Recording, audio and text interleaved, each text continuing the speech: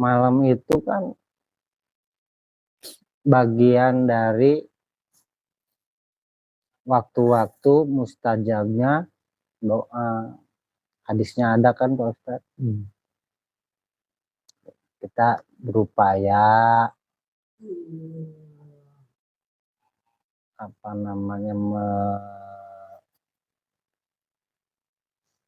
melaksanakan menghidupkan seperti itu. Seumur hidup hampir setengahnya kita pakai untuk memenuhi kebutuhan jasmani. Lalu kapan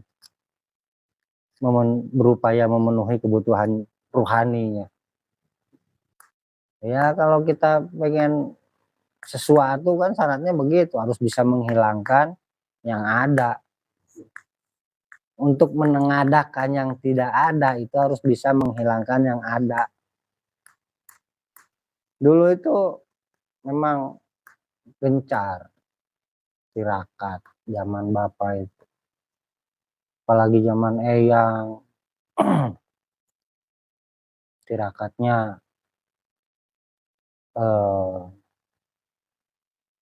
intensitasnya rapat lah. Udah ini selesai ini.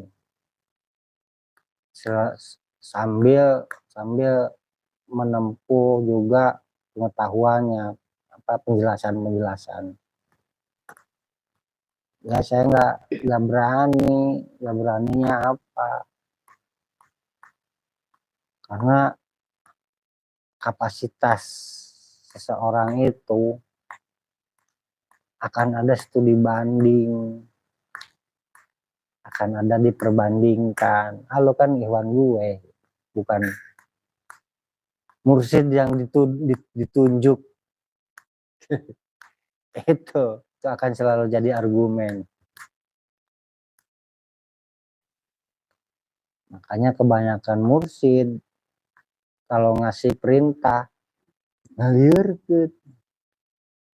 seolah-olah bertentangan dengan hukum-hukum yang sudah kita kenal, sudah kita pelajarin. Kalau ada perintah dari mursyid itu harus dikomunikasikan, dikonfirmasi perintahnya dan divalidasi, karena qad tabayyana rusdu minal ghoi. Itu kewajiban kita, wajib kita ketika ngelihat perbuatannya, perintahnya, apapun lah dari mursyid, kita wajib mengkonfirmasi. Mempertanyakan. Boleh. Bukan bagian darinya ya, bukan. Iya.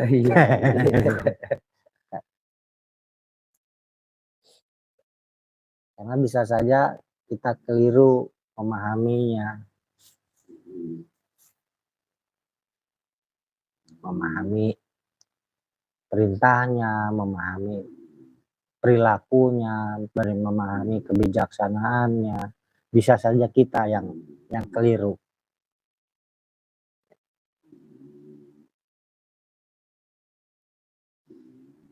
Itu jelas di Al-Qur'annya, qad tabayyana rusdu minal ghoi.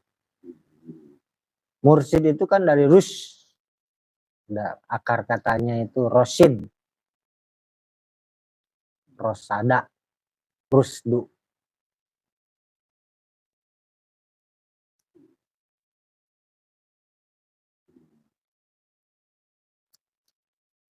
Akan ada banyak kekeliruan. Minal ghoi, akan ada banyak kekeliruan. Hanya kalau misalnya kita kagum terus taklid pada kagumnya, kagum pada taklidnya dia. Ya semacam itu. Telan mentah-mentah. apa yang diperintahin, apa yang dicontohin perilaku, nggak dikunyah lagi. Padahal kewajiban anak didik untuk mengkonfirmasi, memvalidasi, verifikasi, harus bertanyalah sepuas-puasnya meskipun jawabannya nggak menyenangkan. Saya sering bertanya ke Bapak, sering bertanya walaupun jawabannya insya Allah. Insya Allah.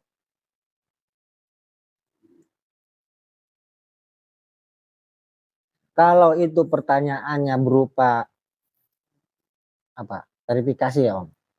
Pasti jawabannya insya Allah. Atau butuh penegasan, butuh pengakuan, jawabannya insya Allah. Tapi kalau kita ketika bertanya itu kita sedang memang pengen tahu, wah detilnya itu berebet 2 hektar.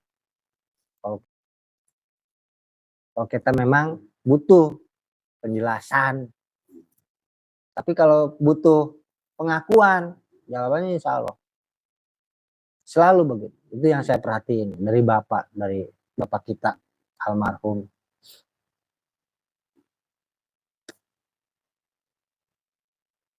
Kadang-kadang kalau membandingkan, Bapak ngeleos. Membandingkan artinya sebenarnya gue punya jawabannya, nanti akan gue benturkan. Bapak yang ngeleos.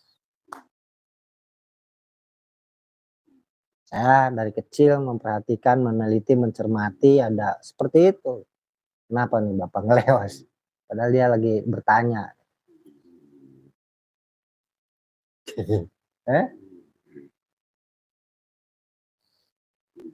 Gak ada yang memang butuh dengan jawaban, dengan solusi-solusi detil sekali. Bahkan saking detilnya, bisa saja orang itu pingsan. Gak bisa lambung. Kalau bentuknya pengen diakui, apa jawabannya insya Allah.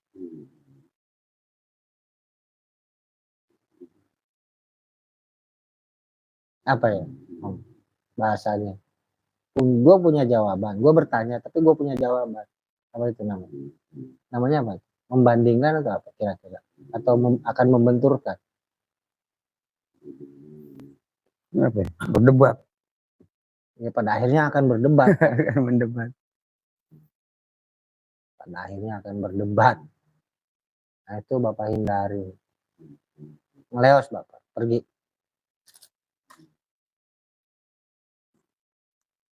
Entah apa aja lah alasannya ada. Leos. Meninggalkan forum itu. Meninggalkan ya sedang bertanya. Bengong. Dek, banyak tirakat. Kadang-kadang tirakat itu juga nggak sulit dipahami secara nalar. Tapi kalau sudah ultimatum, sok laksanain dulu. Nanti dijawab. Setelah dilaksanain, baru dijawab. Gini loh maksudnya, gini. Yang ini tirakat ini loh maksudnya, ini. Yang ini tirakat ini maksudnya ini. Untuk menemukan ini. Semuanya didetilkan. Tirakat mutih nggak menemukan rasa apapun, entah manis, entah asin, kecut, semuanya. Bahkan ketika itu nasi yang sudah ditanak, yang sudah dimasak, suruh dicuci.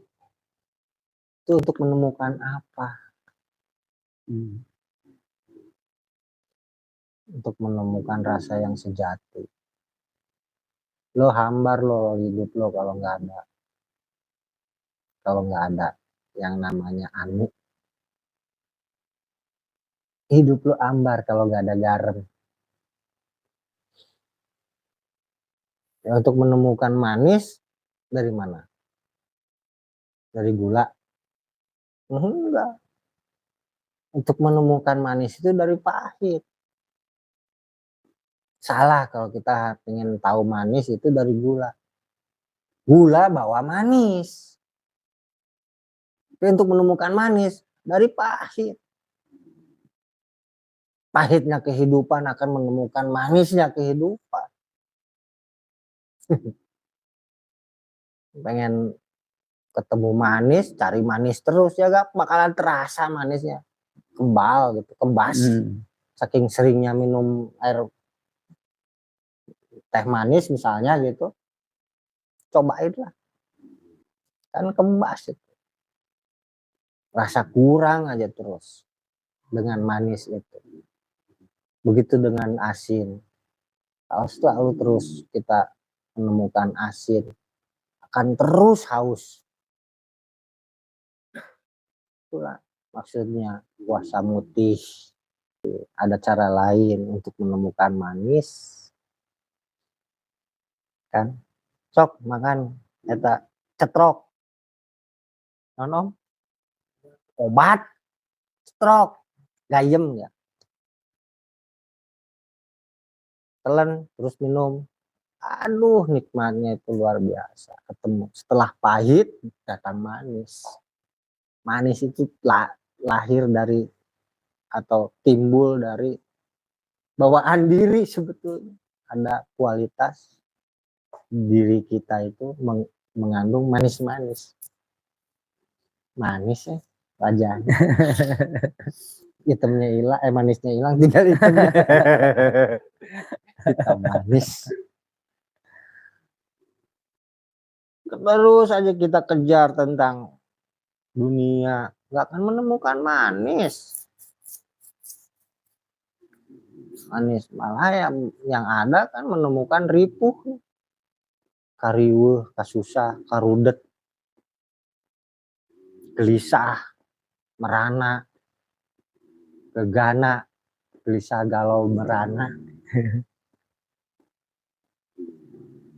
Nah, suruh dicobain dengan pahit, pahitnya kehidupan. Itulah yang disebut ujian, disebut cobaan.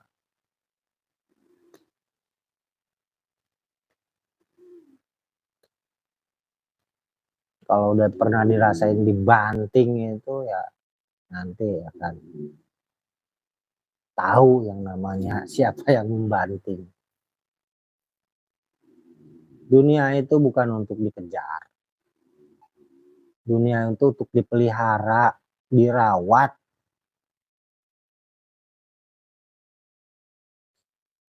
Kalau dikejar, capek sendirilah nantinya.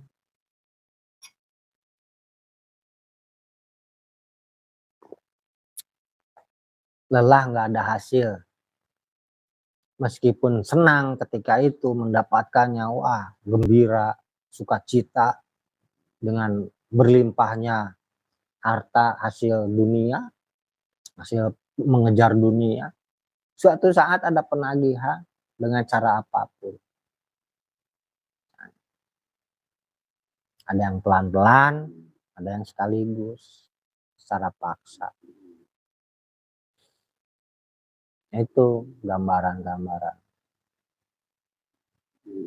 Santai aja, dirawat.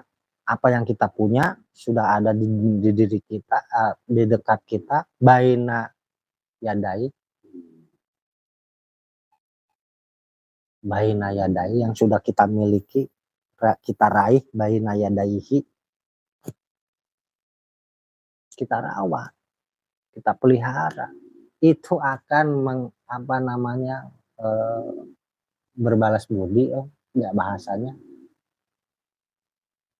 Ya, berbalas budi. Apa berbalas pantun? Berbalas budi, dia akan kembali. Dunia saya dulu dunia proyek, sebelumnya dunia bandara, di bandara, inspeksi peralatan alat bandara, sebelumnya lagi di pabrik. Ya tiga makom itu udah saya cicipin lah. Dan yang paling berkesan ya di proyek,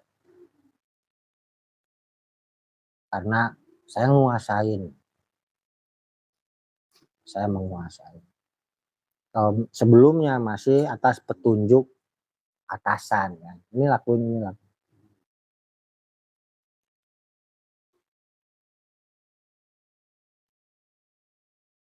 Itu dirawat. Kalau sudah waktunya kita harus kembalikan ya kembali, diganti dengan dunia yang lain. Ini dunia saya sekarang. Apa yang harus dirawat, dipelihara, inilah dunia saya. Nggak ada, misalnya nggak ada menghasilkan secara nilai ekonomi, tapi yakin saya akan mendapatkan sesuatu yang lebih bernilai dari nilai ekonomi.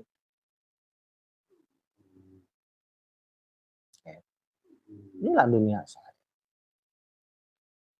Dunia kita lah yang ada di sini juga.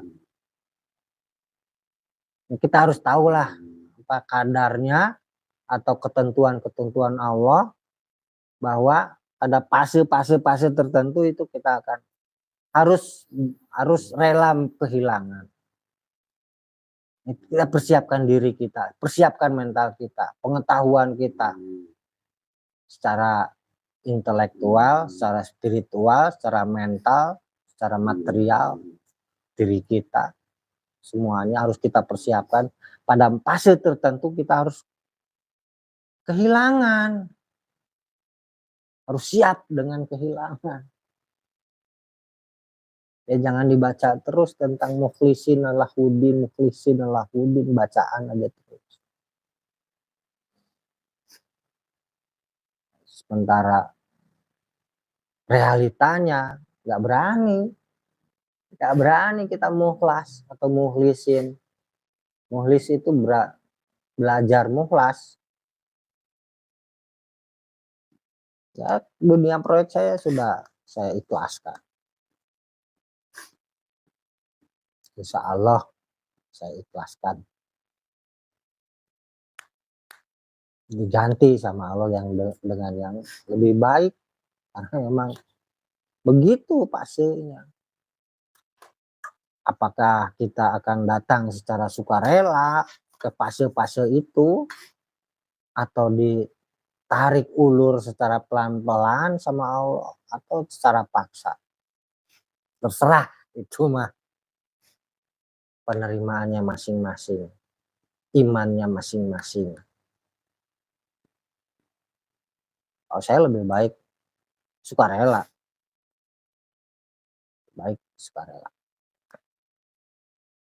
karena secara paksa saya sudah pernah mengalami kehilangan secara paksa, sudah rasanya memang nggak selesai 2 tahun itu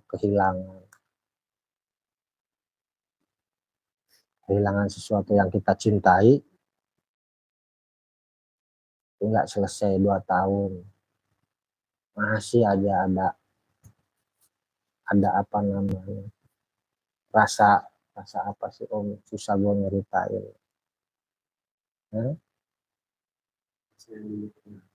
Rasa yang dulu pernah ada itu sekarang nggak ada itu. Wah, bagaimana itu rasanya? Disebut ngemplong, ya bukan ngemplong tapi ada, disebut ada tapi ngemplong. Suatu saat kita akan seperti itu. Ya momen terpuncaknya kita harus berani meninggal, harus siap bersedia meninggalkan yang dicintai, keluarga, anak, harta yang dibelain mati-matian, Kan begitu. Pada suatu saat nanti. Kapan itu? Ketika ajal menjemput kan. Nah, daripada sakit nanti, mendingan dari sekarang sukarela. Oh jalannya seperti ini, ya sudah. Nyanggakeun Gusti. Kapangersa Gusti, sadaya-daya atas kehendak-Mu. Itu kan saya. Beda lagi dengan Om Dom, dengan Om Bani. Ya, nggak tahu itu, tergantung dengan Om Fahmi, dengan siapa, semua yang ada di sini. Tidak disebutkan satu persatu, saking banyaknya kan. Dua kemungkinan kita kehilangan itu. Ditinggalkan atau meninggalkan. Dua kemungkinan gitu, kita harus siap sedia. Persiapkan mental, pengetahuan, mental spiritual, intelektualnya juga diasah terus. Dua kemungkinan, ditinggalkan atau meninggalkan. Alhamdulillah. Jangan apa namanya, ya itulah kata Syekh Siti Jenar, bahasanya apa? Sholat yang sekarang, zaman sekarang, sholat yang sudah palsu. Ketika itu, ketika zaman Syekh Siti Jenar, bahasanya seperti itu. Yang berangkat haji sudah kepalsuan, yang puasa juga sudah kepalsuan. Bahasanya Syekh Siti Jenar. Ya kita perlu gali lah. Kenapa beliau sampai berkata seperti itu? Apakah ibadah kita itu hanya ritual saja? Mungkin sehingga keluar bahasa seperti itu dari Syekh Siti Jenar. Ya kan? Tidak menemukan esensinya yang sejatinya. Bagaimana dengan yang namanya mukhlis, bagaimana dengan mukhlas, kan punya kadar berbeda. Kebanyakan kita mereplace, kebanyakan kita manusia pada umumnya mengganti cinta itu kepada cinta dunia. Zuyyina linnasi hubbus syahawat minan nisa wal banin. Digunakan untuk mencintai itu. Ya wajarlah nanti akan datang kariweuhna. Karena apa? Yang namanya hub, hababa akar katanya. Cinta yang akar katanya dengan hababa itu, kita tidak mungkin menolak tuntutannya. Itu yang harus kita perlu garis untuk disorot, digaris, di highlight. Nah, jangan kita apa namanya menempatkan cinta hub itu di dunia, tapi gunakan, tempatkan hub itu hanya kepada Allah.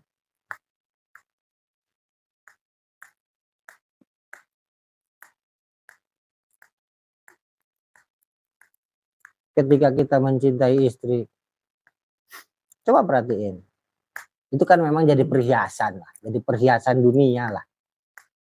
Allah bahasanya begitu, di Al-Quran itu bahasanya zuyyina linnasi hubbus syahawat.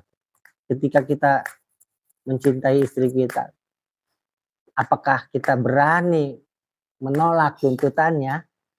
Halo, gak berani, saudara-saudara. Berani lo nak, kata istri. Lo berani nolak tuntutan gue, kita end. Lu sama gua N, gimana? Lu gue N. Lu gue N.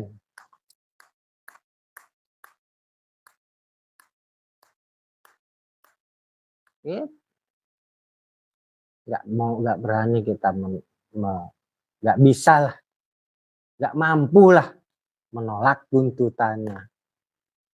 Itu yang kita menjadi riweuh teh begitu, menjadi tatanan hidup kita jadi kacau, jadi gelisah, jadi gegana, itu ya begitu. Maka hub ini cobalah kita tempatkan hanya kepada Allah. Hub, apa ayatnya Pak Ustaz? Hub kepada Allah, itu cinta kepada Allah. Fattabi'uni, ayatnya. In kuntum tuhibbunallah. In kuntum tuhibbunallah fattabi'uni. Yuhibbukumullah. Yuhibbukumullah. Fayaghfir lakum dunubakum. Yaghfir lakum.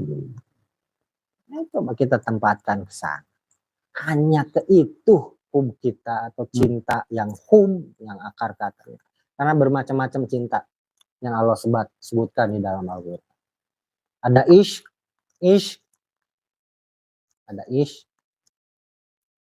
ada hub, ada rahm, sama itu rahm ya cinta juga.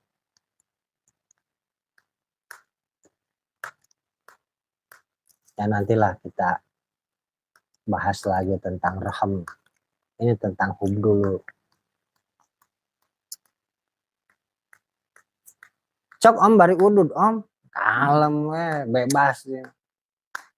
Kolu ngopi dulu.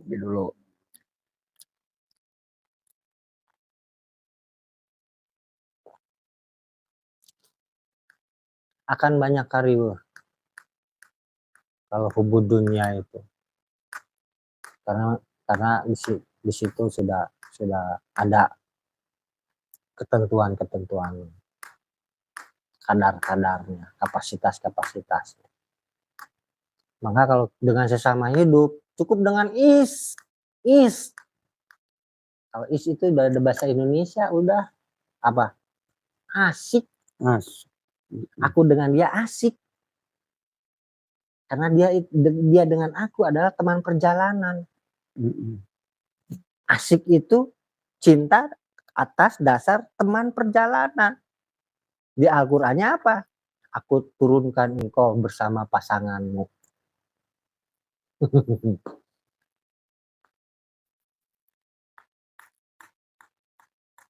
Apa? Azwaja, zaujaha apa? Aku turunkan engkau bersama surat Al-Baqarah.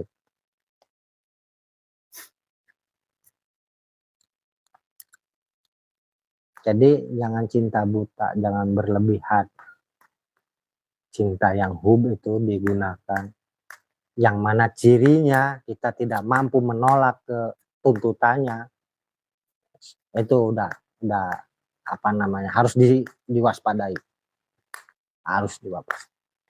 Ketika kita mencintai pekerjaan, misalnya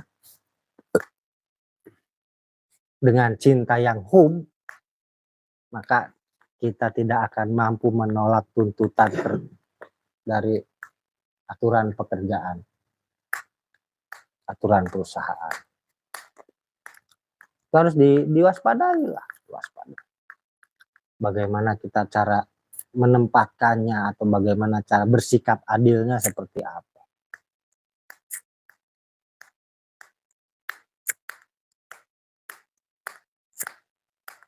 Itu akan ditemukan masing-masing cara untuk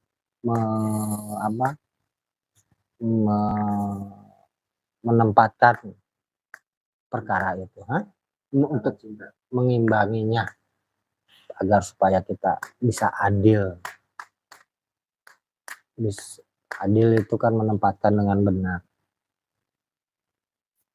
sesuai tempatnya. Di kadar lain maknanya adil itu seperti itu.